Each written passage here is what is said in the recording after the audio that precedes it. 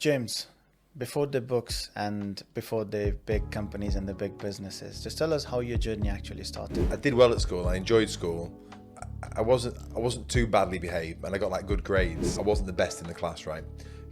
Maybe like midway or something like that. After the school, so you mentioned the degree. What did you do your degree in? Product design. So I just loved making things. I loved the act of creation. Practical field like a magician or any other practical field as well, it teaches you a lot of the sales skills that you wouldn't necessarily learn by just being into a corporate job or by just doing your standard jobs with 9 to 5s. Tell me an experience that you had while teaching a class. The first class I taught in, there were like 20 prisoners coming in. Some of them were lifers. I'm a young guy. It's a very intimidating atmosphere. The door's locked behind you when you get in the classroom. I think the sense of authority there, it goes saying that whatever you say, would that be in business or would that be in your personal life, if you don't follow through, it loses meaning, and even yourself, you lose your self-respect as well. I see parents saying stuff to their kids. I remember being at a wedding and there was a family member said to the kid, "If you do that again, we're going home." I remember looking at it thinking, I know you've had your hair done today.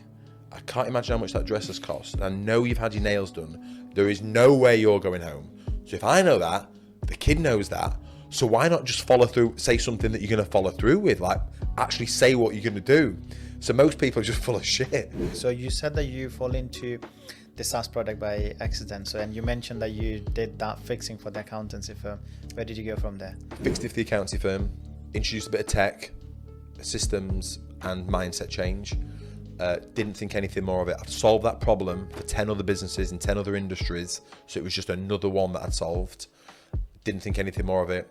And then through a friend who was working with another accountancy firm at the time, he told them about what we'd done, and they contacted me and said, how do we get what they've got? How do we start achieving the results that they're achieving?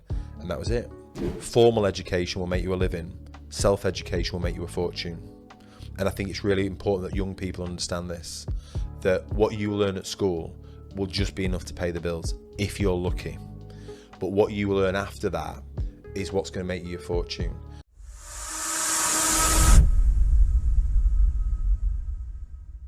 So James, before the books and before the big companies and the big businesses, just tell us how your journey actually started. Let's start from the very beginning. How far back do you want to go? School? School. Let's start from school. Even if you got something way before that, yeah, why not?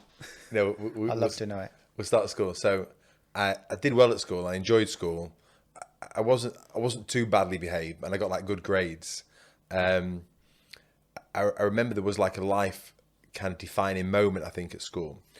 And I've just got it front of mind because my son's going through his GCSE mock exams at the moment. Mm-hmm.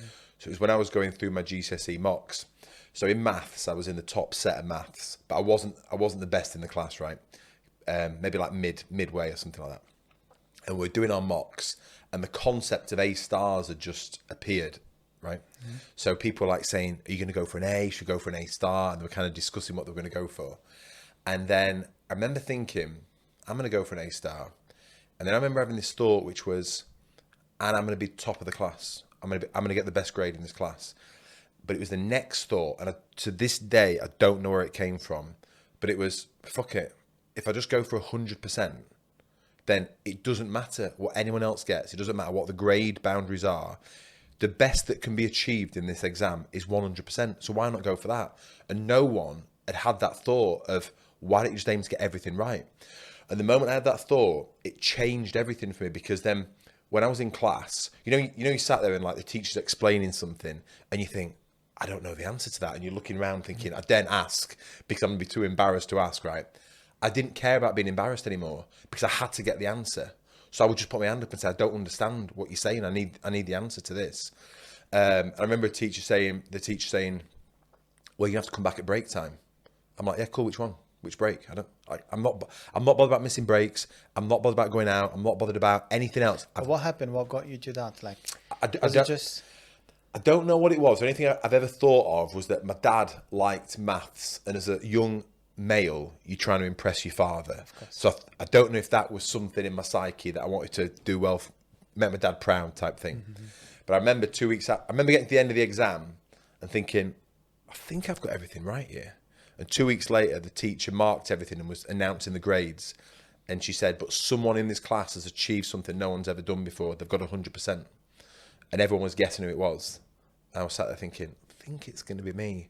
And she said, it's James Ashford. And I just remember looking at her. I didn't want to look at anyone else and just smile. And I did it 3 more times in my mocks. I got 100%.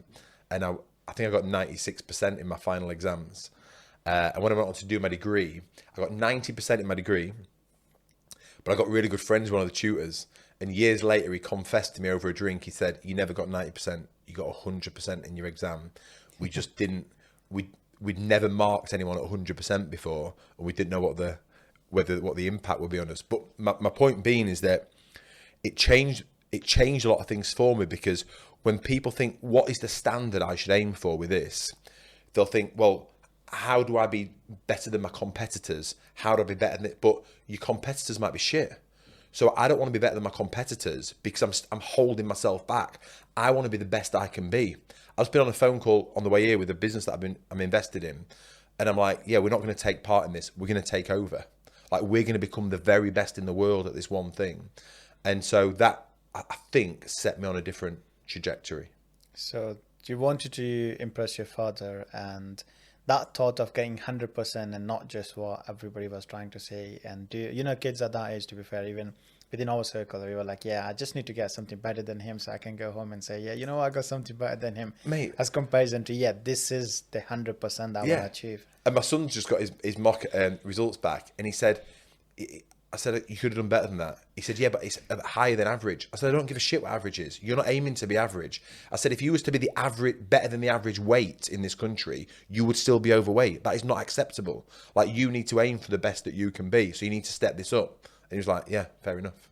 Yeah, fair enough. So after day school, so you mentioned the degree. What did you do your degree in? Product design. So I just loved making things. I loved the act of creation. I was good at making things, good with woodwork. So I became a product designer, made furniture, specialised in furniture, designed a toilet for my main degree project.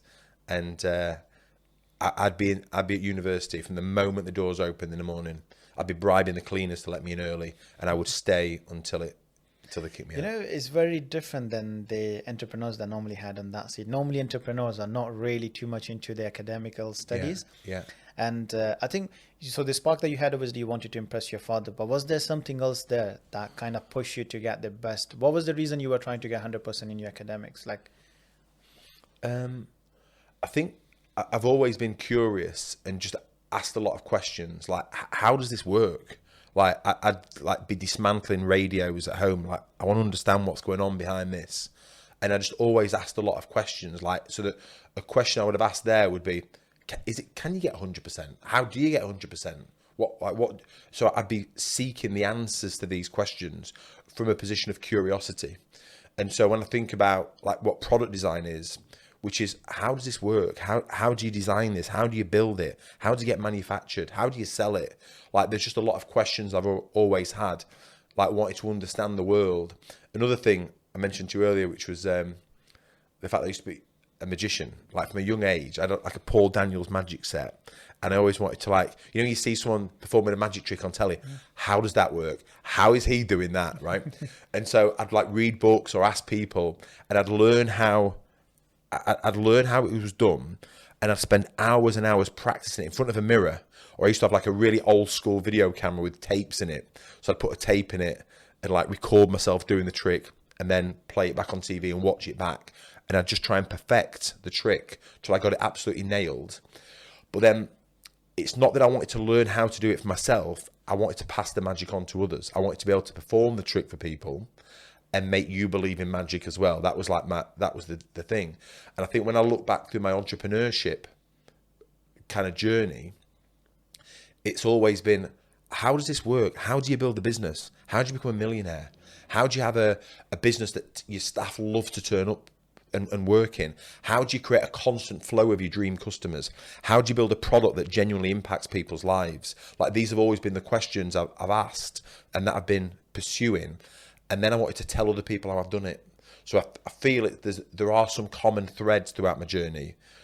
Pursuit of excellence, asking lots of questions, trying to figure shit out, and wanting to share it with other people. Yeah, staying curious is obviously it's one of the, I would say, the key factors when you're trying to figure stuff out, or when you're trying to even do something with your life and achieve that 100%. But when did you get into magic? What age was that around? Is it university time or? No, no, as a kid, it's like Paul Daniels magic set. So do you know Paul? Have you heard of Paul Daniels? So, so he was like a really geeky magician on TV. He wasn't Yeah. good. I think he gave magicians a bad name, right? So like, he was a really annoying guy, and he'd do tricks and make you look stupid. He often like made people look silly because they didn't know how the trick was worked. So I never liked that side of it, but I love the idea of magic. So I would perform it for friends and family and stuff like that. And then people started to pay me to do magic gigs and stuff. So like at weddings and corporate events and stuff like that. Yeah. So I'd go and it would just make me a bit of extra cash. And that's where I learned how to become a salesperson. So when I look back on like being a magician, you've got to go to a wedding, and most people are pissed at a wedding, right? So you turn up at a wedding, no one likes magicians, no one wants you there, they didn't invite you, they don't believe in magic, they don't want you interrupting them, and it was my job to convince them that, first of all, they liked me and they wanted me to stay at the table, that magic was real and that they believed in magic, and you got like 5 minutes to convince them that magic is real. Yeah, that sounds a lot of that sounds fun. Like, to be fair, I did meet a lot of, we had another guest here. He was a magician. Yeah. And his whole thing was quite similar to this. And I feel like practical field, like a magician or any other practical field as well, it teaches you a lot of the sales skills that you wouldn't necessarily learn by just being into a corporate job or by just doing your standard job for 9 to 5s. So moving forward to your journey. So after you completed your university, what did you do? So I needed to make some money, and I'd not thought really beyond how I was going to make cash. I felt I'd been a bit short-changed with my degree. That I was a really good product designer. I was designing some good products, and I got kind of national recognition by the Design Council of Great Britain for my designs and stuff like that. But then there's a big leap to go from being good at design to then selling design. I didn't really want to work for someone else. I wanted to build my own company. But I didn't know how to do that. So I tried to sell some various things, tried to get some bits manufactured, but I didn't have that skill set, and that didn't quite work out. Struggling for cash, and a job came up teaching art in the local prisons, which is obviously a bit of a diversion. But when I look back, I've always like had this a bit of a Forrest Gump mindset, which is this just feels the right thing. Like using energy and feeling, this just feels like something I might like doing. So I'll go in that direction. Like, someone said, you should be a magician. Okay, I'll do that. When I did my degree in product design, it was because I'd won an award in my town for a product I designed at school. And someone said, you should become a product designer. He said, people try and talk you out of it. Don't listen to them, go and do it. So I was like, okay. So anyone that gave me any guidance, I would just listen to what they said. So I did that, went to prisons and started teaching there. And I was like early 20s. And this was like it was a scary world to go into. And I remember like the first class I taught in, there were like 20 prisoners coming in. Some of them were lifers. I'm a young guy. It's a very intimidating atmosphere. The door's locked behind you when you get in the classroom. And I remember this Geordie guy coming in, and there's a guy on TV. He's called Darren Day. And I guess I have a little bit of he's a far better looking guy than me, but a slight similarity, right? Anyway, I'm stood in this class, nervous as hell, and this Geordie walks in, this big Geordie, goes, fuck me, it's Darren Deer. And I was like, but it like broke the ice. But so it was quite a nerve-wracking time. And there I had to learn, again, a new set of skills, which is how do you got a group of people who are turning up for your class. I taught maths there as well, and I taught art. They don't want to be there. They absolutely don't want to be there. They don't necessarily want to be in your art class, older guys. And how can I convince them that for that hour, they are going to paint, draw, and do things that maybe they don't want to do. But ultimately, if I can help them to do it, it'll better them. It'll better their lives. It'll, pass some time for them, whatever it may be. And I learned a lot about myself through that process and how to influence a group of people, and some very challenging people.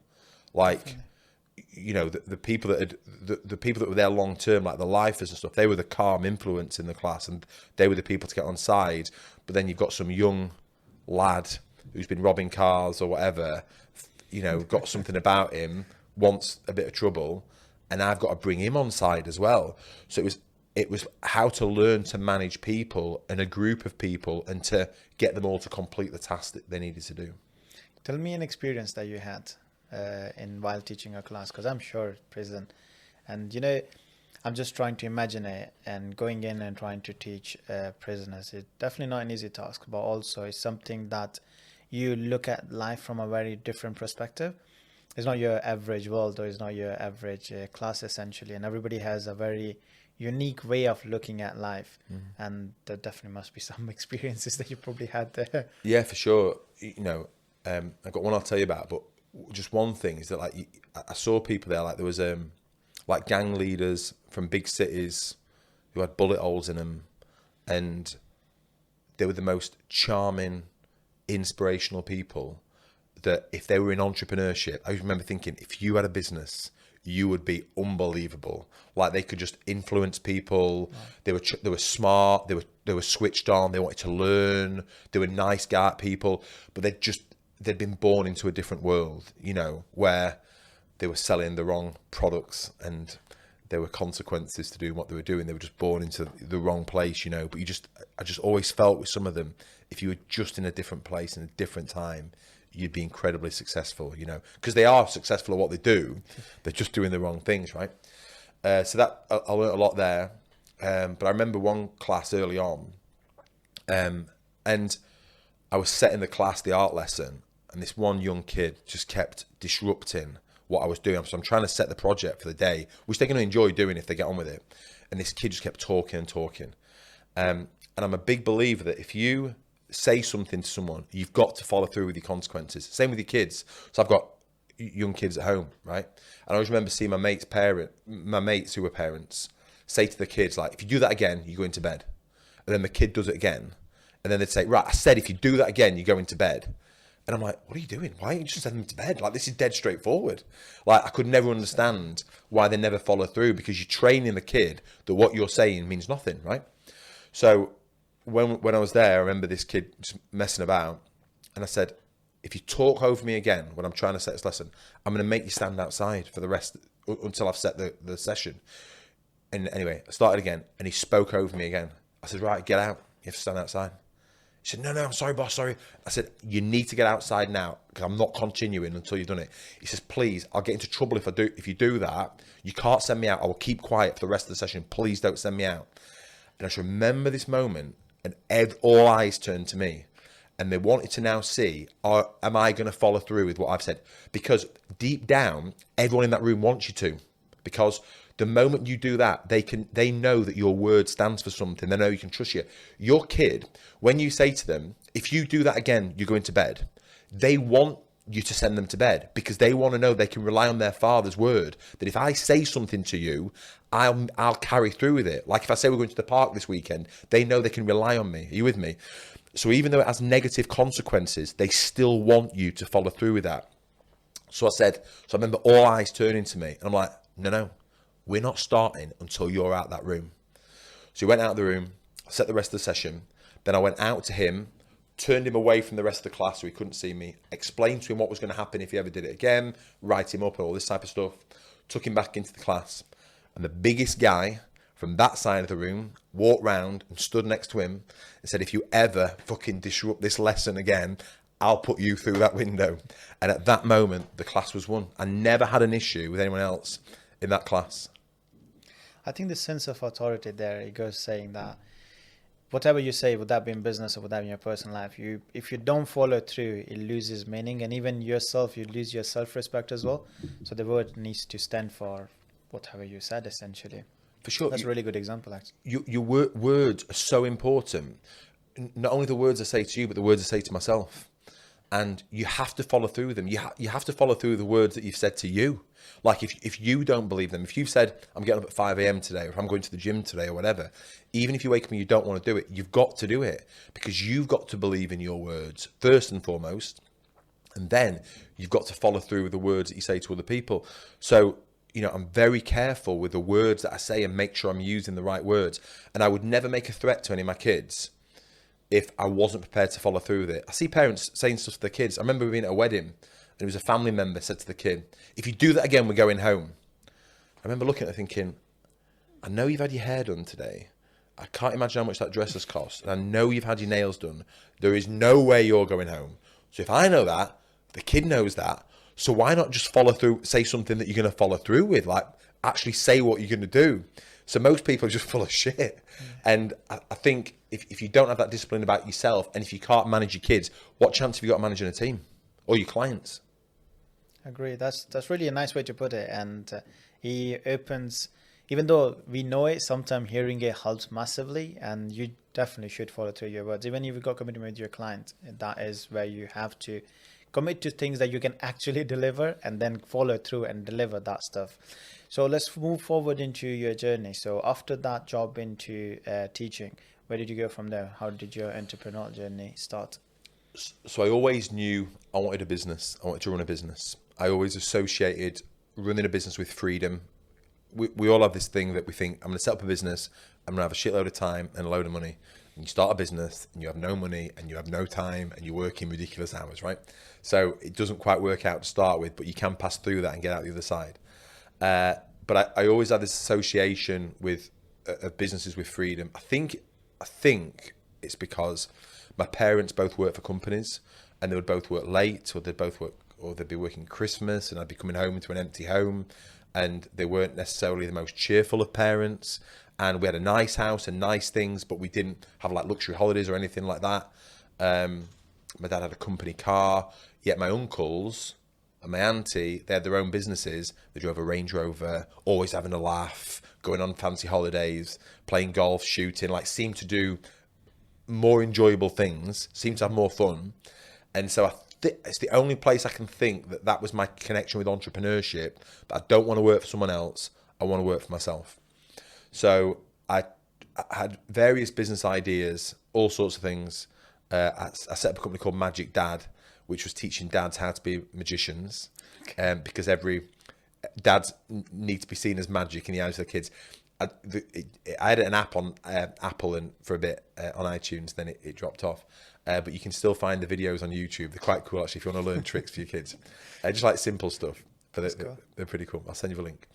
And so I tried that. I had a marketing agent. I worked for another company.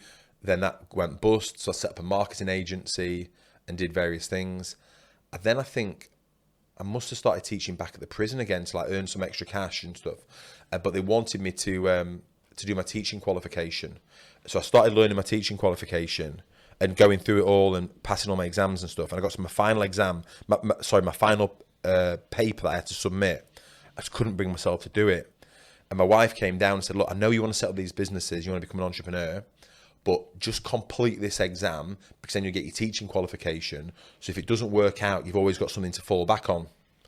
And it was just those words, fall back on.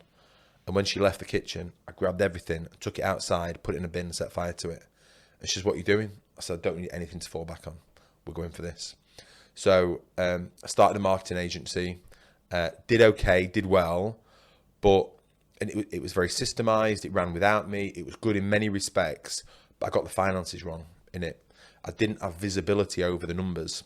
I didn't have a budget. I didn't have a cash flow forecast. I didn't have monthly management accounts. So all I would get from my accountant is, this is what you did last year. And I'd look at it and think, yeah, I think that's what I did last year. But so all the decisions I were making was based on a gut instinct. So I thought, oh, this feels the right thing to do. And while none of them was a major problem, none of them was like a reckless decision, every one of them just took me 1 degree off course. And if all those decisions compounded over time, you only need to be a couple of degrees off course here with your business in anything, whether it's your marketing, your finances, whatever. And over time, you stop and you look up and see where you are, and you're miles off course of where you need to be. When I realised where I was on the edge of a cliff and I was going over it, and there was nothing that was going to pull me out of it. And so that business got wound up, went bust, put a huge strain on my marriage. We split up for some time.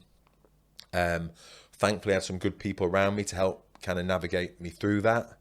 I started business coaching, which seems ironic. Like, what right do I have to kind of go into business coaching? There was an interim, actually.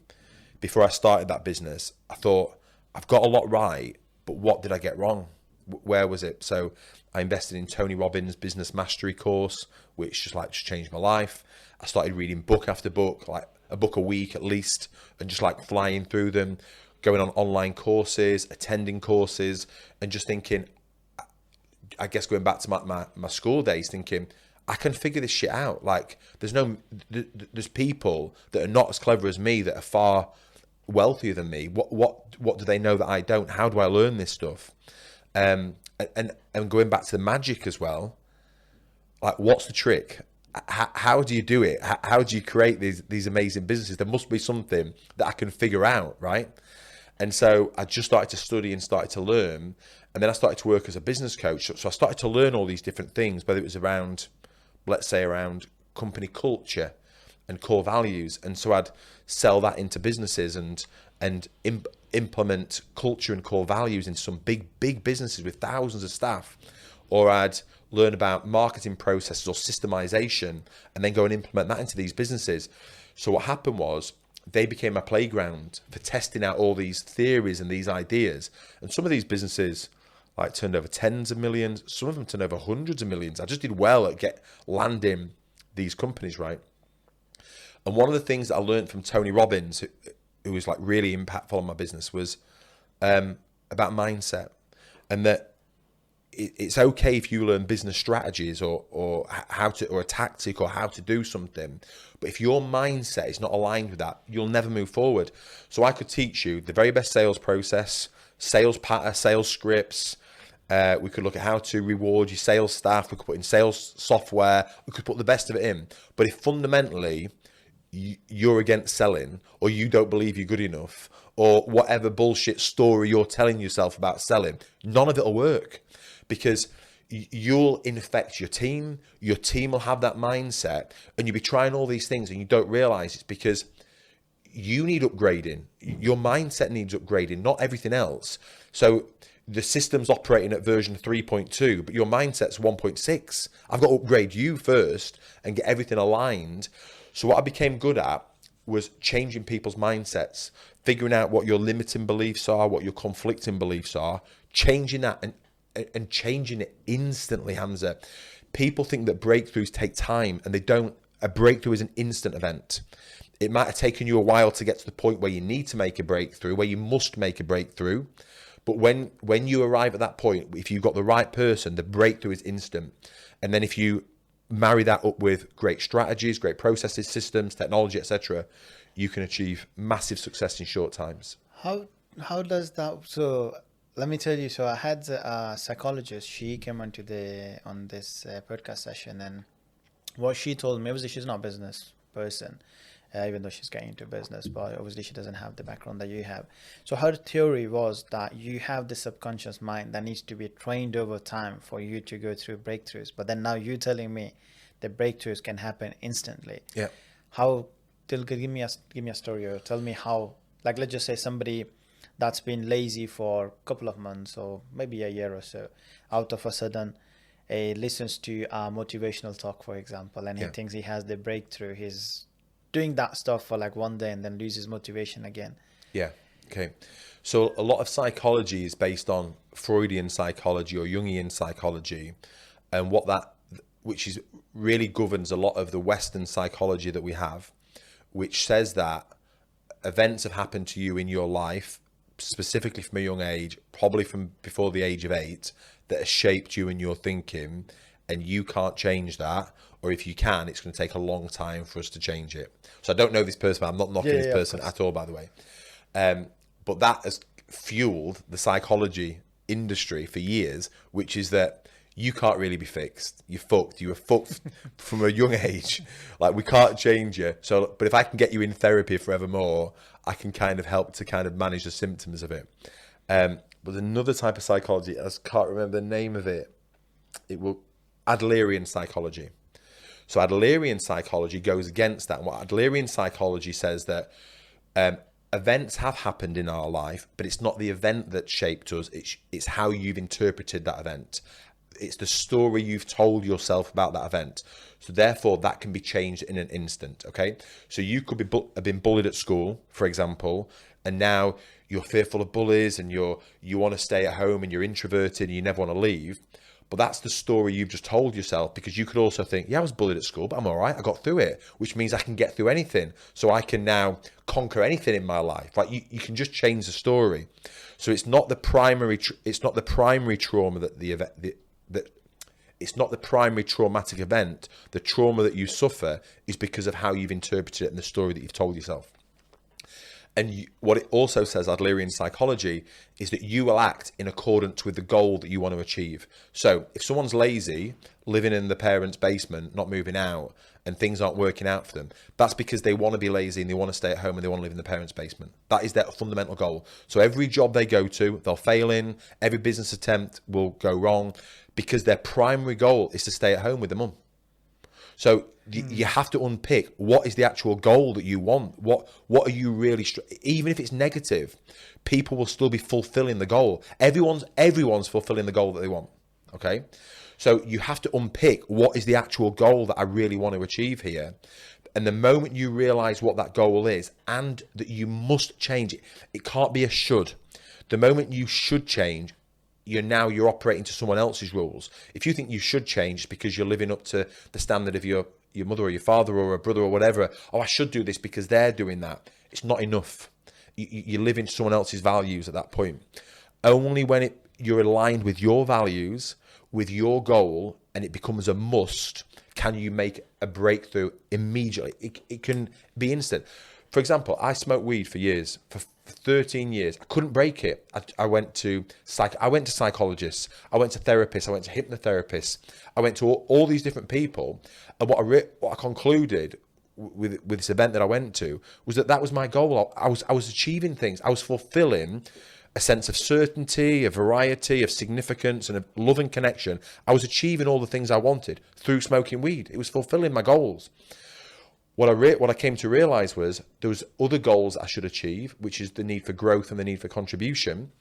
And I understood that if I stayed on this path that I was on, I would never fulfill those goals. And something that had held me back for 13 years was done. It was turned off in an instant, in a day with this guy. I knew I was off that path. I knew I was on another path. I never looked back, never smoked anything since, not a cigar at Christmas or nothing. It was done and it was over. So I know that breakthrough events can happen if you align your goal and if it becomes a must. I see. That's a very different way of putting it. And it makes sense. Like, if that's what you're trying to achieve out of a sudden, I'm a firm believer of that as well, to be fair. But then I do get a lot of people telling me psychologically you need to have that period to understand those events before you're able to make the change. But yeah, that's nicely explained. Thank you for that. I think there is work that can be done. I think there is work as a child. There's like inner child work that I think is really interesting. And we've all experienced traumas of some sort, whether it's based on our culture or our parents or whatever. Small T trauma. Some of us have experienced capital T trauma, which is obviously much worse. But we've all experienced things. We all have this inner child. We all have inner shadow work. And I think these are really interesting things to do, but they're not things to do forever. They're like, let's dig in. Let's try and process some shit. Let's try and remove some blockers, understand why I'm thinking like this, clear some of that out. Now let's get back out and let's get on with it again. Let's set some goals and let's move forward. So I think it's a healthy thing to dip into, and I've done some of that myself in the last few years. I think it can become too indulgent to stay there and to keep dwelling on the shit that's gone wrong. Makes sense. Makes perfect sense. So moving forward with your journey further from there, so you started your business coach business. So where did you go from there? How did you go end up in SaaS? Yeah, so by accident, I ended up there. But so most people think they've got like loads of problems in the business, and they rarely have. They've got like one or two problems. If you just fix that, would solve most of the other problems. A great question I ask business owners now, and I was on a phone to one over on the way here today, which is, what's the one thing which, if we could fix now, if we could solve this one thing, would solve either all of your other problems or make them far less of a problem, right? There's always one thing that we need to focus on. So what I found with these businesses was there were various things like we needed to fix them. marketing, making that the core of the business tends to be an issue that people need to solve. Having great core values in a business that shape the culture, people tend not to have that. That's really key. We have to get the foundations right in the business. I'm a big believer of foundational thinking. So if you had a house, in business, you're trying to do one of two things. You're trying to fix shit that's gone wrong, or it's going right and you want to therefore crank the handle and build it higher, right? If you had a property and it had a crack in the outside wall that we needed to fix, or you wanted to build your property higher and add another story on it, in both situations, the first thing a good builder would do would be to look at the foundations of that building. So before I fix the cracks, let me look at the foundations and make sure they're strong enough, wide enough and deep enough, because there's no point in me repairing that, because if I repair it, it's just going to crack again. So let's fix the foundations first, then we'll repair the crack. If you wanted to build it higher, same question. Is the foundation strong enough, wide enough, deep enough to be able to support the additional growth? And how wide, deep and strong do we need to make them to add on more stories? So in business, the first thing to do is to go into foundations. What are the fundamental principles this business is built upon, or that this marketing is built on, or your sales is built on? What's the mindset that you have? Is it aligned with the life that you actually want to live? Is it aligned with the team? What are the values of that team? So these are all things that need fixing, and they take effort. But one of the key systems in a business that if you solve this, will solve so many of the other things, and it kind of touches on all those foundations, is the sales process. Okay. So if I can make whatever it is that you're selling, if I can help you to sell more, charge more, convert faster, and make it a smoother process and get more people in your company selling, I know that I can now solve most of the other problems in your business because you've been making more money. So I kept going into business after business and solving this. So I fixed it for a waste management business, and their sales increased. Okay. Yeah. So I fixed it for this waste management business, and their conversion rate went from opening like 8 new customer accounts a month to 60 new accounts a month within 30 days. And all I did was I smoothed the process, removed some of the friction.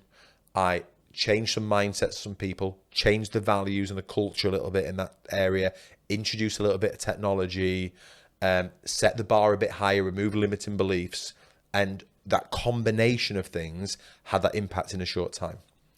I kept doing it for business after business, and then eventually met an accountancy firm in Manchester. I spoke to him this morning actually, and I really liked the guy. I went to see him and I said, let me review your sales process. He said, oh, we're really good. Like, we're one of the best accountants of this shit. I'm like, cool, but let me go through it all. So I went through the process as a customer. So this is a really great exercise to do, which is either for you to go through your own sales process or to get someone else to go through it, right? So get them to come to your website, make an inquiry, book in, whatever your sales process is, whatever your business, and to go through the entire process and to record their feelings, okay?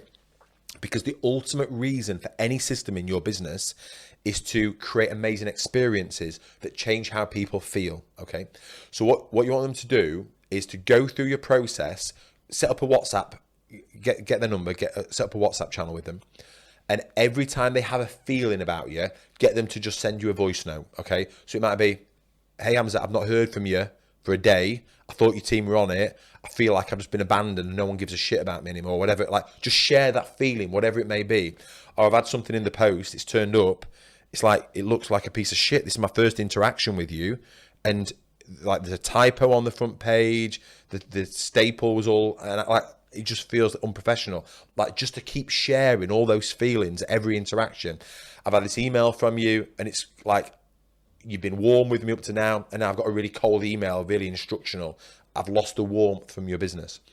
So I went through that sales process with them and I shared all my feedback with them. And I ended up saying to him, he said, so what's your view of our sales process? I says, it's shit. He said, well, what makes you think that? And I went through all the details with him. And he said, yeah, but we're better than the other accountancy firms in the area. I said, yeah, but I'm not comparing to them.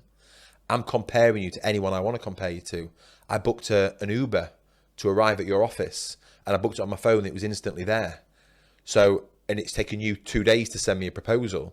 And in my head, I'm thinking, well, a taxi was there within 10 minutes and your proposal's taken 2 days. I can compare you to Uber if I want. That's my right, okay?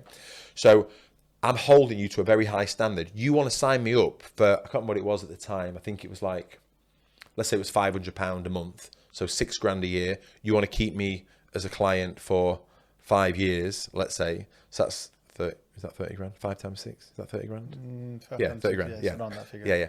So this is a 30 grand sale that you're ultimately, you think it's 500 quid a month. It's not, it's a 30 grand sale. I want a 30 grand experience. Like, I want to feel looked after and cared for.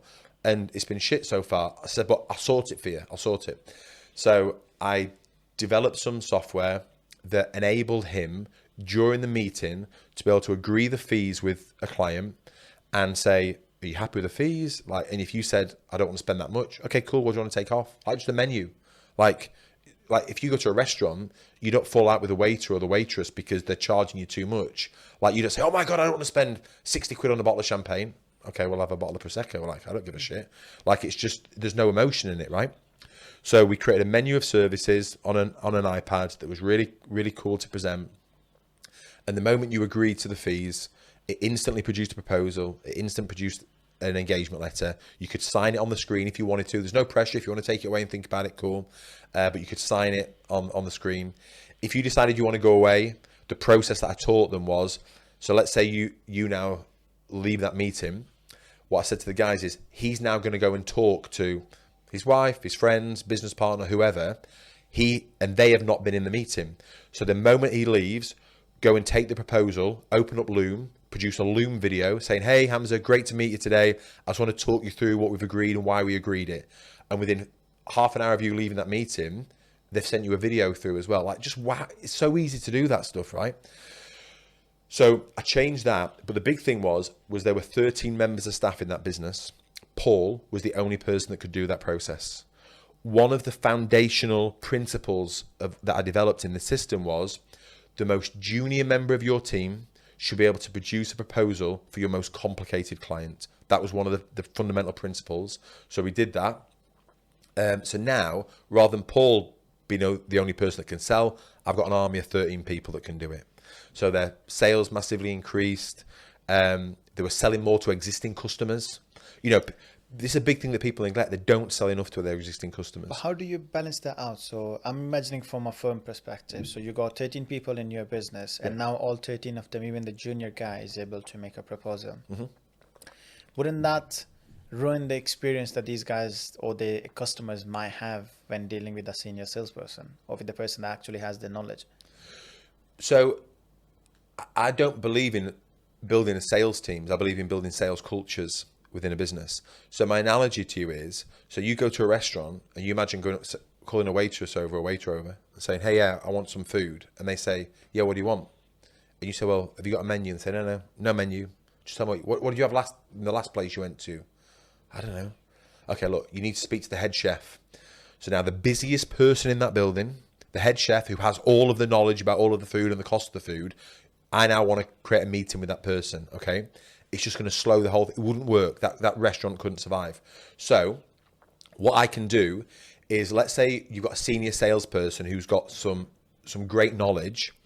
What I want to do is I want to turn that into an asset in your business. So let's say I've got a senior partner. What I would do is I would record a video with them about things to think about with your business and etc. And I would turn that into a video asset. I would send that ahead of the meeting. Okay, so if you booked a meeting with the accounting firm, the video from the senior partner would go a day before or 2 days before. And in that video, I could talk you through a series of questions. Hey, especially with AI now, I could personalize the whole thing. It could say, hey, Hamza, really looking forward to meeting you on Friday. The video could actually say that, right? It would look like they're saying it.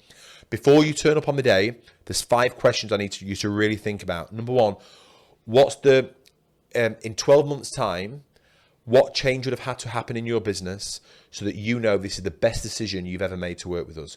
What difference do you want to have happen within 12 months? Oh my God, what an amazing question. So you could fill that out now. I could turn that into a video and I could do all that, okay?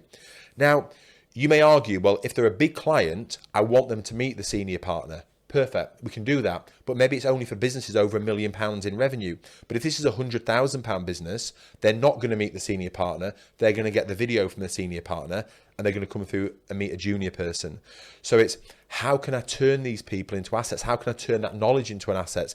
How can I turn that into a framework so that when you arrive in the sales meeting, I'm guiding you through a process that we can now record and we can assess to make sure that you're delivering the absolute best sales process possible. It's all doable. Definitely. Like, I was just playing that in my head. Is 100% doable, but I feel like I'm guilty of it, by the way. So I feel like we ignore that to a point where we know it needs to happen, where we're like, yeah, it's working, and not look at it enough until a third person mentions it. Yeah. So, but then my challenge back to you is, and I know you're a very accomplished entrepreneur in your own right, but if you think about, let's say, a business that you've got there, I would say, well, you haven't got a business, you've got a job. Because my definition of a business is a business that can run without you. A profitable business that runs without you. So my question is, could you go on holiday for 3 months and come back and all those sales have still happened?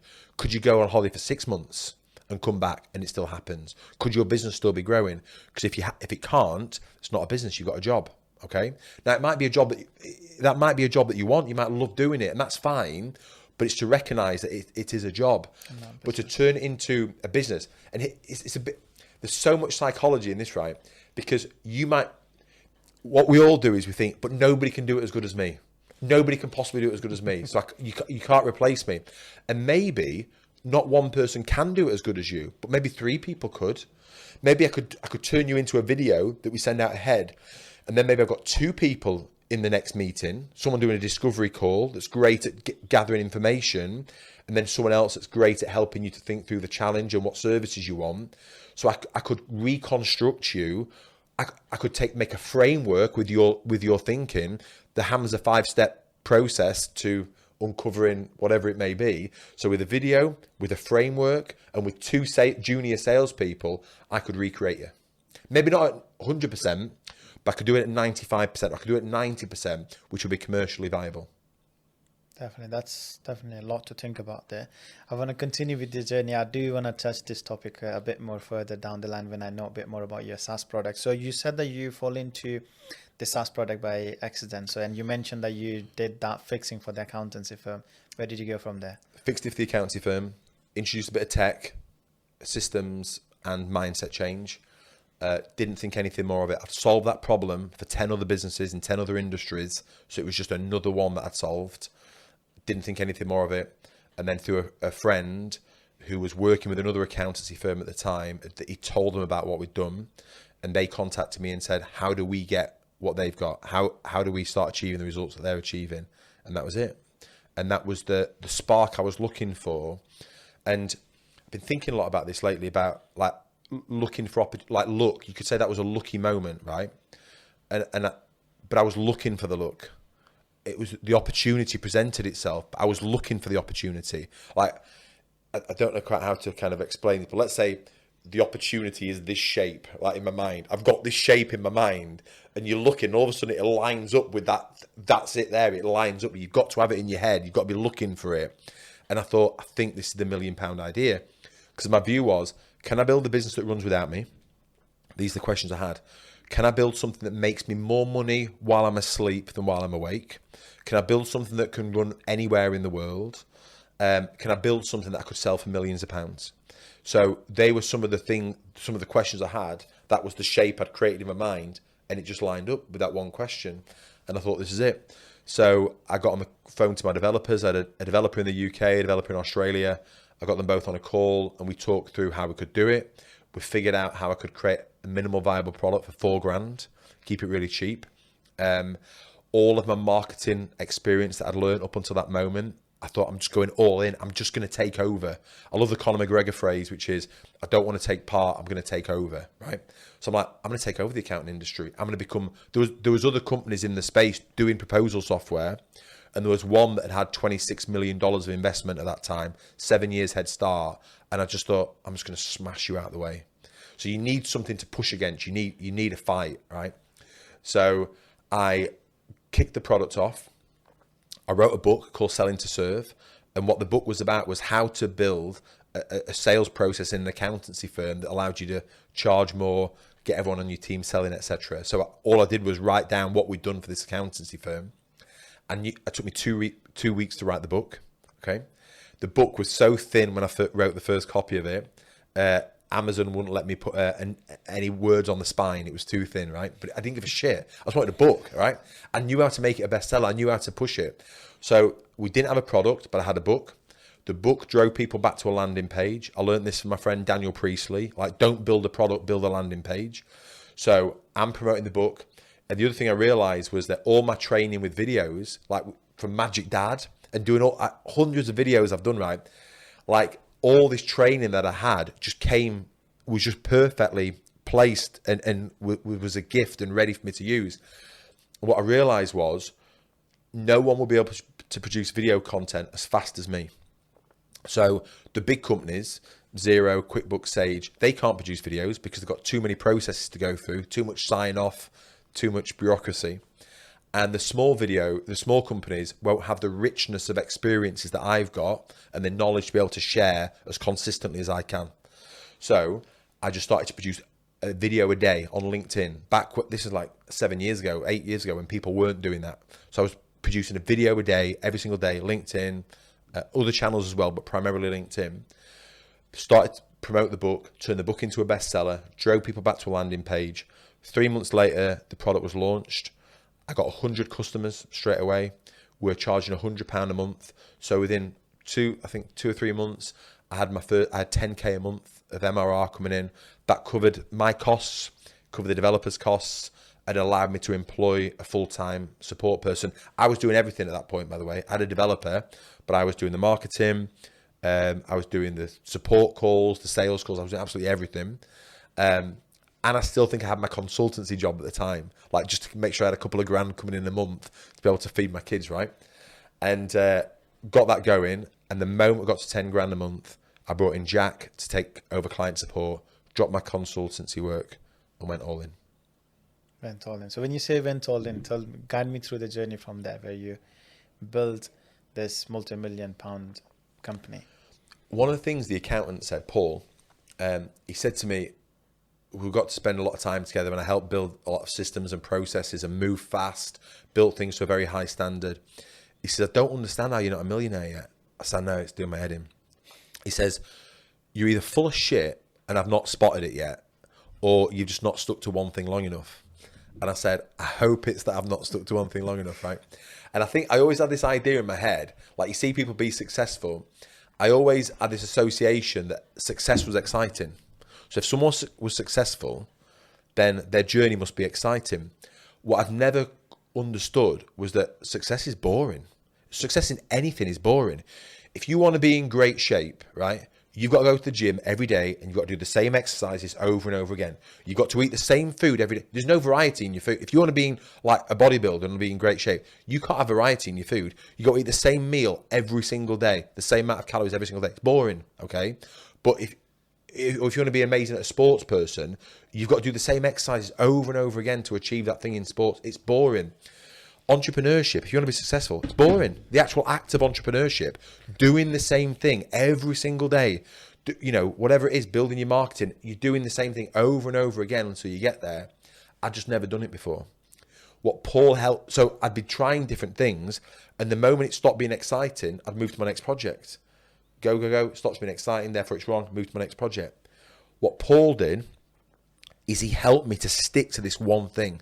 So I kept coming up with different ideas. Hey, Paul, we could not only do it for accountants, but we could do it for lawyers. Yeah, we can, but let's just stick to accountants for now. Hey, we could do it in America as well. We could do, but there's enough to go out in the UK. Let's stick to here.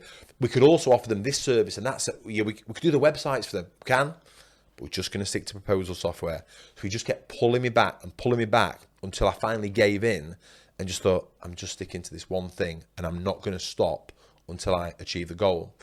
And what the goal was as soon as the business was started, because my wife and I had been misaligned on my previous businesses, we got a financial planner in and we did a financial planning exercise, which was to say, how much money do we need to live on a day-to-day basis?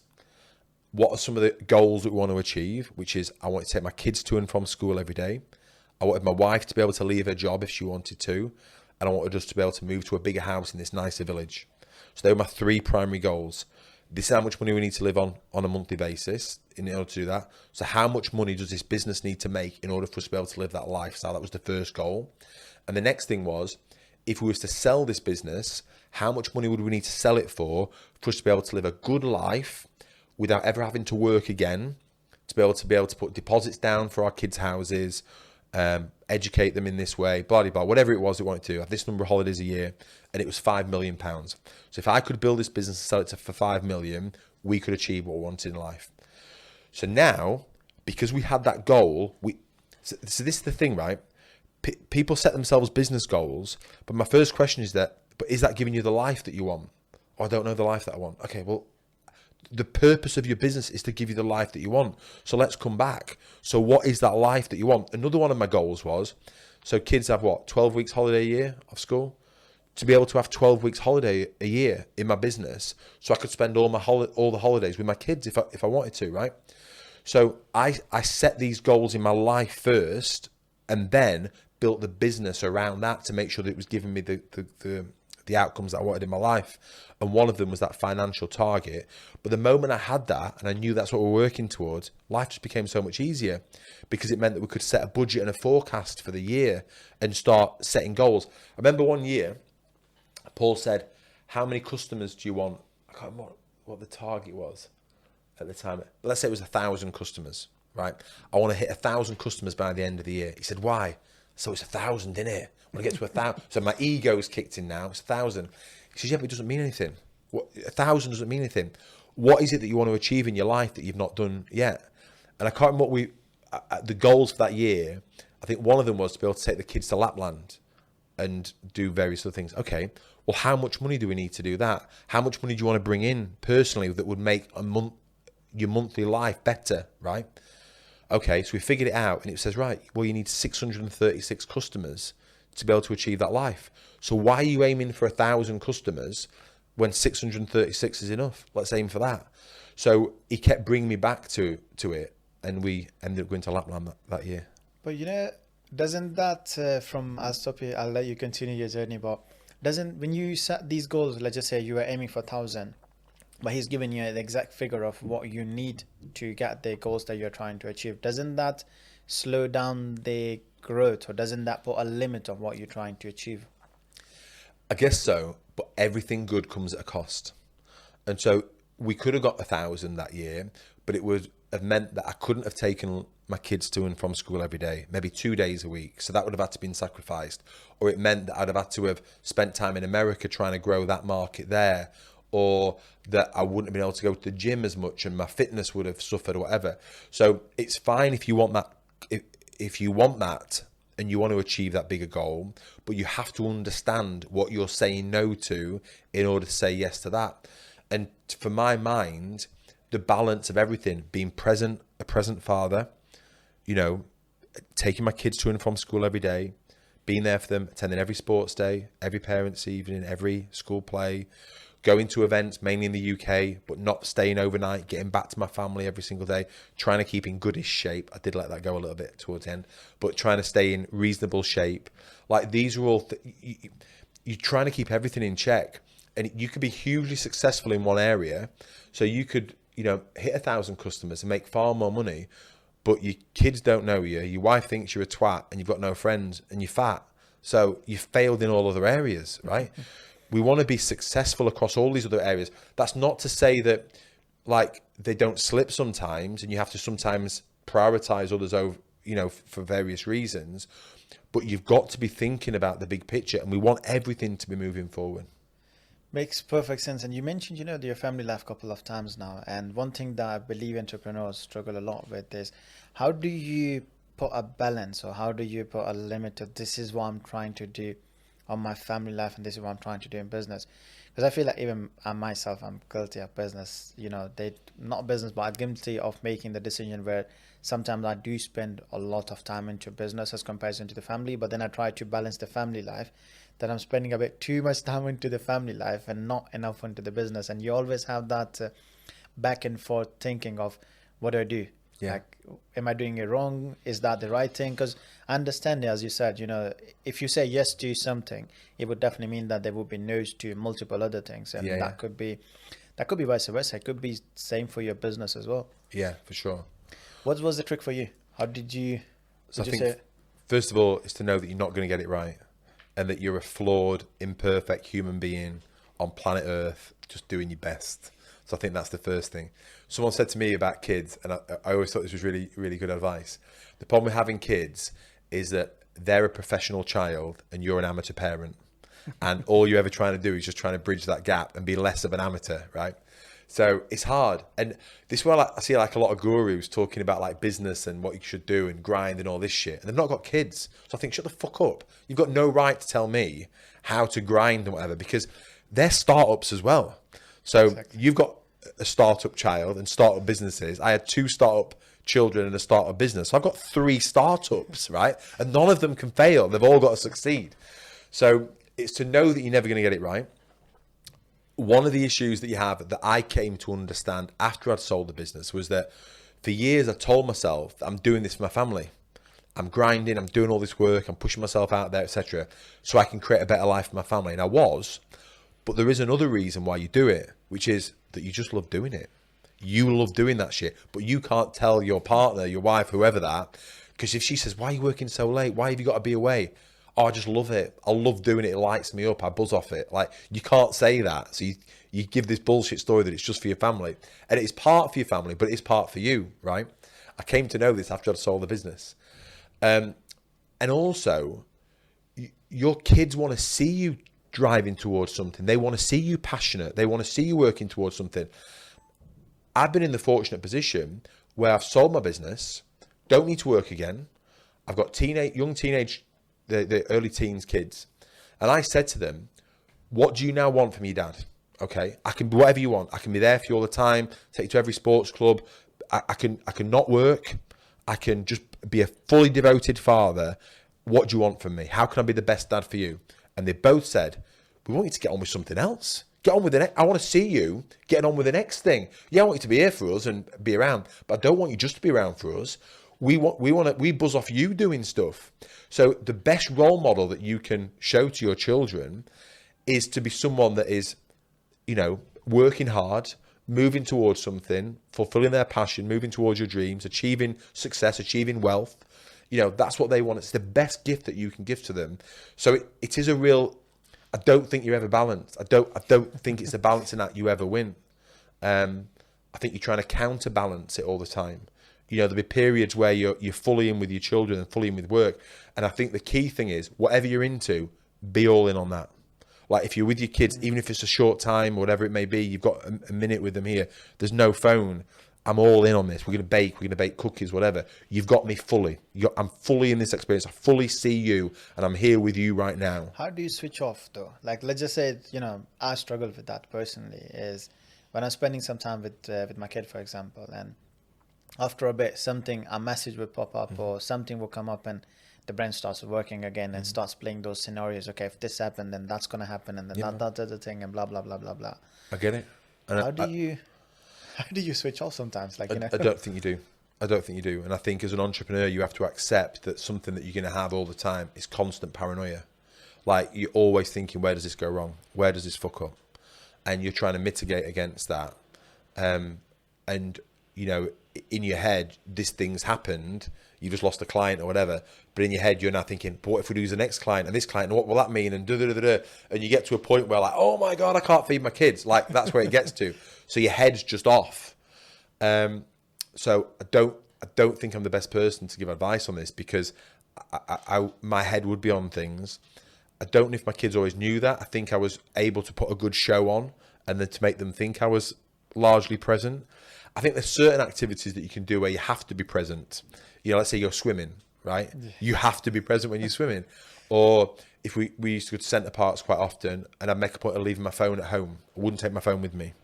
I would make sure that the ops director knew that I wasn't taking my phone. She had to deal with everything, but she had my wife's number. So if we determined we had a code black, urgent, and various stages of problems. Code black was, we've been hacked, the payment system's down, no one can access their account. They're the only three things that could like warrant that situation, right?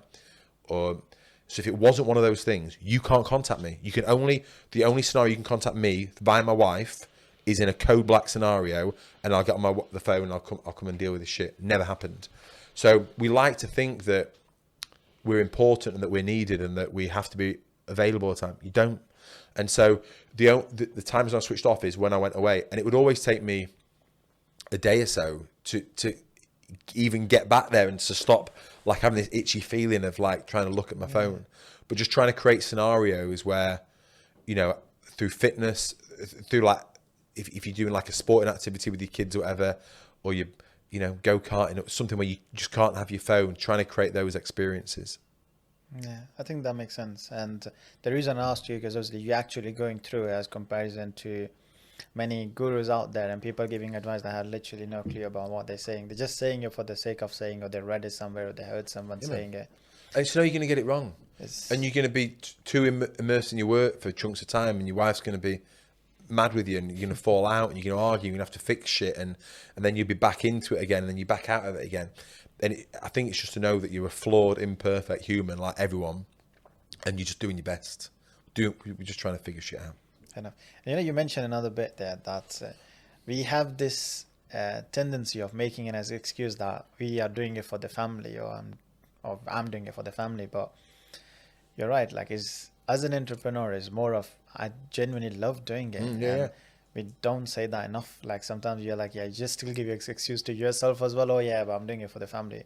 But it's more for us, I would say, than the family itself. So continuing on your journey on to just on that one there, Hamza, where that can cause an issue, I think, is that, so for you, it's your purpose, it's your mission, right? So for me, it's my purpose. It's not my work. It's not work. I don't see it as work. My wife was a nurse, and she worked in a secure psychiatric hospital with some very difficult patients, working night shifts. So her interpretation of work is very different to me, because my interpretation of work is my mission. I love doing it, right? So then all of a sudden you've got a cause of friction there, because if now you're going to work, for me, she was like, why are you choosing work over spending time with me? Like, because she doesn't love work. Like, work is something, a necessity. I love my work. I love spending time with you. I love spending time with the kids, and I love my work. So that can be hard for someone if they don't have that same understanding of what work is for them. Yeah, that's another thing to think about for sure. Yeah. And completely agree on that as well. Yeah. So moving forward to your journey. So you build this SaaS product and you start selling and you start hitting your goals and what you were. So you mentioned you hit your first year goal of 641 plus clients. So where did it go from there? How did Yes, that wasn't in the first year. Sorry, that goal. I can't remember what our goal for, it might have been like 100 clients or 200 clients, whatever it may be. So we grew it largely from UK clients. I became the top speaker at all events. I turned my book into, it's the #1 rated book for accountants and how they grow their firms. It's still the #1 book, rated book on Amazon now. We produced, like I say, lots of video content. There's the space that I knew that people daren't do and wouldn't be as prolific as us. One of the big things with marketing, especially with video content, that people don't get is speed. And so let's say we go to an event, let's say like a ZeroCon or an Intuit event or whatever.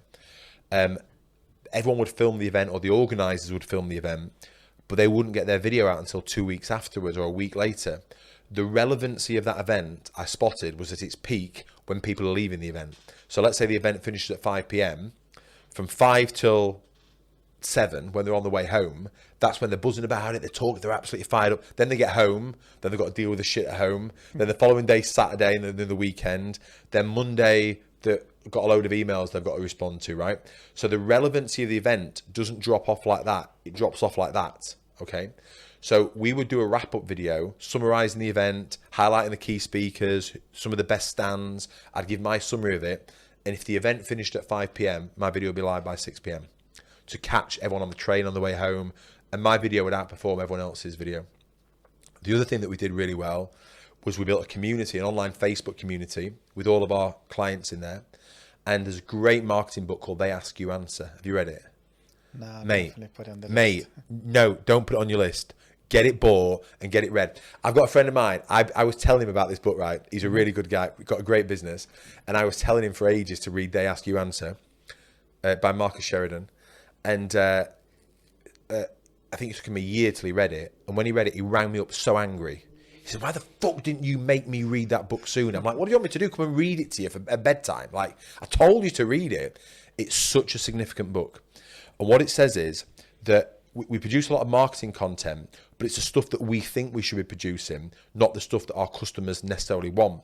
So the best marketing content that you can generate should be generated from your customers.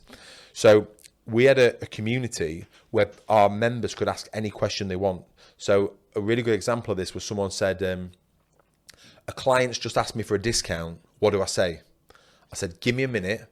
I'll record your response. So I had like a nice backdrop like this, not as fancy as this, but like a nice wall, nice chair, a bookcase in the corner in the conservatory. The rest of the conservatory was a shit tip with all the kids' toys and stuff. But I just had this one nice camera angle with a nice corner. So I jumped into it. I still had my jacket on. I'd just come in. I still had my coat on. And I said, if a client ever asks you for a discount, this is the only answer you ever need to give. And this will be the response you get. Recorded the video. Posted it in the community. Everyone's loving it. It's like popping off in my community. So it's been generated from a question from a client. They've now validated that this is a fantastic response. I posted that video on LinkedIn, and within 24 hours, it had 130,000 views, which for a LinkedIn video back then was great. Okay. Now it's great. Yeah, now it's great. Now it's great. And the reason it popped was because the title of the video was, a client just asked me for a discount. What do I say? You know, it was the thumbnail was the same thing. I'm using the client's question, the customer's question in the video. So what happens is if you're scrolling and you've got that same question in your head, a client just asked me for a discount. What do I say? And all of a sudden you see a client just asked me for a discount. What? It like actually resonates. It like vibrates. Now you have to watch that because that is answering the question that you've got in your head or that you've had in your head for a while, right? And so it just works so well. Do you want the answer to the discount question, by the way? What was it? The answer is, if ever anyone asks you for a discount, can I have a discount? Absolutely not, but don't blame me for asking. That's it. It's done. Simple. I have never had anyone, because the moments when I ask you for a discount, they want your product or service. They just don't want to pay as much for it. And as long as you've done everything else right, if you just give them that response, absolutely not, but don't blame me for asking. I have never not had anyone move forward with it. And the issue is if you give someone a discount, so let's say I'm selling something to you and you say, can I have a discount? So I say, I'll knock you 10% off. Not only have I now ruined my profitability because that 10% is off my profit, not off the revenue. It's directly from the profit. You leave here and you get to the door and you're like shaking my hand thinking, yeah, I got 10% off. That's cool. That's really good. And you get down the stairs to your car and you think, could I have got 20% off? And then by the time you've driven down the street, you're thinking, if that's what has his other clients paid? And if it's only worth that amount, why didn't he charge me that in the first place? So all of a sudden, I have just eroded all trust in this relationship. Where if I'd stood up for my word, going back to the importance of your word in the first instance, you might have been a bit miffed when you left, but you would have had trust with me. And you know that what I say to you, you can rely on. You know, this raises another question. One of the biggest problems that I feel businesses have is how do you set the right price, especially for a service-based business? And I personally struggle with it. Sometimes it's a bit too high, sometimes it's a bit too low, sometimes it's like middle, but you're not still sure. How do you get the price right? What do you think is the trick to it? You can get a sense of what the market price is by, doing some competitor research. So you're not like a million miles out, but that doesn't even that doesn't have to sway, because sometimes you go and do that and you get a price up here and a price down there and you aim for a price in the middle. You don't have to do that. It's interesting to know what other people are charging, but you could charge significantly more than everybody else as long as you're solving the problem in the right way, providing an amazing service, giving certainty with what you provide. So you don't have to be swayed by that. And my firm belief is that you should be aiming to provide the very best service in your space, and you should be charging a premium for it. We don't want to be competing and fighting over the scraps and trying to be cheap, because the moment you do that, it's just a race to the bottom. And if big companies get involved, you'll just be pushed out of the way. So I think all the businesses that I work with and that I invest in, I would always be encouraging them to be charging a premium, but I'd be helping them to raise the quality of their service and the impact they're having on their clients as well in that process. The only way that you actually know for certain is to keep moving your price up. And But I'm just going to caveat that is you've got to get everything else right as well, because you've got to make sure that the quality of your offering's right, that everyone believes in that you're providing great certainty throughout the process. And it's to recognize why people say no, because you've not given certainty in either in you've not provided certainty, they don't have certainty in your company for some reason, they don't have certainty in the results that you're offering them that they're gonna get, or they don't have certainty in themselves. So I might have bought so let's say for example it's a gym, right? Or a personal trainer. So I'm going to a personal trainer, but I've not been in shape up until now. I might have certainty in the gym, in the personal trainer, and in the program that you're offering, but I don't believe that I'm going to follow through with it, because I've never followed through with any training I've ever done in the past. I've never been able to lose weight or build muscle or whatever. So the certainty issue is with me, and that's actually the number one reason why people don't sign up with somebody. But I'm not going to say that to you, because I probably don't even know that's the reason why. What I will say is it's too expensive. So now you're trying to sell me a product, and I'm saying to you it's too expensive, and therefore you think you're charging too much. You now lowering your price, but it might have nothing to do with that. So a really good question to ask people is to say, okay, well, if we could make this service more affordable for you, is there any other reason why you wouldn't move ahead? Now, I'm not saying that because I'm going to make it more affordable for you. I'm not saying that because I'm going to discount my price. I'm saying it because I'm trying to get to the truth. So I might say to you, okay, well, if I could make this more affordable for you, is there any other reason you wouldn't go ahead? Well, it's just a bit too far to travel for me. Or, to be honest, I've signed up with other people before and they've promised me the world and I've just not achieved the results. Okay, so what is it about that? Why do you think you've not actually, was it the training? No, I think the training was good. It's the fact that I've got 2 kids and I'm working really late. And I'm trying to feed my kids and you're telling me I should eat this food, and I'm trying to feed my kids chicken nuggets and chips and I'm eating it myself, whatever it may be. I'm just trying to get to that bit. Are you with me? So money is rarely the option. Money is rarely the reason why people, in fact, money is hardly ever the reason why people don't buy something. People will go into debt for the shit that they want. How many people have credit cards or buy things on finance, right? So it's rarely the money as to why they won't sign up for something. It's a lack of certainty in one of those 4 things, either in you, your product, the outcome that you've promised, or most likely themselves. Interesting. That's a really good way to look at it. So going back to your journey, so why did you sell the SaaS product? So if it was quite successful and it was making good amount of revenue, why sell it? So I think there's always a risk. What if something goes wrong? What if you get hacked? What if the market changes? What if AI comes out? What if Google does proposal software for accountants? Like, there's always so many things that you're thinking of in your head, right? And we encounter some challenges along the way and we overcome them. And so we started to get offers for the business so it was giving us a good life that we wanted, but we started to get offers for the business that was over the £5 million goal that we had. And then I got another offer, then another offer. And I thought, I wonder if now is the right time to sell. It was also, the business had got bigger than I'd ever got a business to before. And my team were asking me questions like, what do we do about this? I'm like, I don't fucking know. So I was like setting them up with mentors in other businesses that were bigger than mine to help to coach them that, because I no longer had the answers for things. So I started to feel a bit out of my depth. I also think it would be neglectful to my team, because I'd made promises to them as to what they were going to achieve as well through this business. And it would have been neglectful to my wife. I remember my wife said to the financial planner, what if we get over £5 million offers and he doesn't accept it? Meaning about me. And the financial planner, who's a really good friend of mine now, said, I'll make sure he accepts it. So I'm in your corner, I'll make sure he agrees. So we started to get offers over the amount, and then they started to get significantly over the amount. And then I had a phone call, I paid for a phone call with Gary Vaynerchuk. And I had 15 minutes with him. It was an expensive phone call. And the other question I asked him was, do I sell the business now?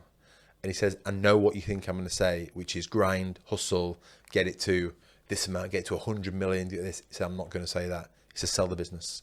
He said, take the money off the table, bank it, invest it, sort your family out, make sure that you are now sorted for life and you can move forward, and then go again and build the next one. And that was a huge lesson for me. And that's what I say to a lot of people. Like, very often the people that we have to look up to, especially in the SaaS space, is the likes of Mark Zuckerberg or Elon Musk, or has Elon Musk got a SaaS product? No. But anyway, huge entrepreneurs with like, oh yeah, Twitter. But like hugely successful entrepreneurs who sell for billions, right? You don't have to do that. Like you could build a SaaS product and sell it for £3 million. It'd change your life. It'd change most people's lives forevermore. And then if you've done that and sold it for 3 million, then you can sell the next one for 4 million or 8 million or whatever, and just build up. So I think you've got to, this is the importance of having a goal in place and knowing what you're working towards that's going to give you the life that you want, making sure that's aligned with your life partner if you have one, and with your kids, that you're all working towards this goal. And then once you got there, you've got to pull the lever. You can't get greedy. You can't let your ego kick in. Like you imagine if you'd gone beyond that and then something happened and you lost it all. Like I know people that have done that have gone past it, turned down offers, and then turned down the next offer, and then something's happened and it's gone down, and they've accepted next to nothing. Like unless they then turn their life around afterwards, that can like ruin someone's life. So I think it's really important to set goals, and then when you get there, is to take the money off the table, you know, and go again. So we ended up with we took it to an M&A company. We did it professionally. They took us to market. We had 6 companies wanted to see management presentations. We did presentations to them. 2 companies wanted to make us offers. They made us offers that were way beyond what our original goal was, that we couldn't turn down. One was slightly higher than the other, but the slightly lower offer was actually the better deal and the better culture fit for our team. And it was a better home for the product, better home for the team. And so that was one that we went with. Perfect. Thank you for sharing that. So yeah, I get that. Like, you know, I never thought of exit plan on my business, and I think it's a scary thought to have sometimes as well. You know, when you think about it and you're like, yeah, I've been building this baby for such a long time and now I have to let it go. But I think there, Hamza, you should be exit ready now. Everyone should prepare their business for exit today, right? Because you don't know what the future is going to hold. Like your personal circumstances could change, which means you have to sell the business, or you need to sell the business to free up some cash for whatever reason, I don't know. Or it could be that the other beauty of it, when your business is exit ready, it's also scale ready, franchise ready, investment ready. It's every other thing that's ready. It's the top of the tree of readiness. So if you can get it to a state of exit, it runs without you. You know, you've protected all of your IP, all of your legals are in place. Like, to get a business to be exit ready, you have to have so many things right. And then that just gives you the most number of options possible. So it's option ready, really, which is another way of saying exit ready. So my advice to every entrepreneur is to get your business exit ready as fast as you can. I'll say this little story. When we developed our business, before I'd got my first customer, it was called Go Proposal. I designed the logo and I wrote underneath it all of the companies who could possibly buy this business. A Xero product, a QuickBooks product, a Sage product, a Receipt Bank product. And I changed my logo colour to be their colour. And I printed it out and I put it up on the wall as to manifest who I'm actually selling this business to. This business was a business to be sold from day one before we even got our first customer. Wow. Yeah, that's a lot to think about there, and definitely I will be thinking about that. So one thing that I do ask to everyone that comes to this podcast session, James, is if there was a piece of advice that you could give to your younger self or people listening, what would that be? So it's quite a nuanced answer, I think, to this, because I think which younger version of myself would I be like talking to, you know?